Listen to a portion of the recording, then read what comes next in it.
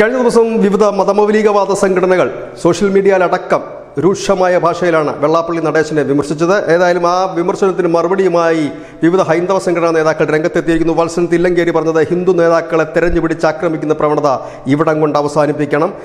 സ്വന്തം അഭിപ്രായമാണ് അദ്ദേഹം തെരഞ്ഞെടുപ്പിന് ശേഷം പറഞ്ഞത്.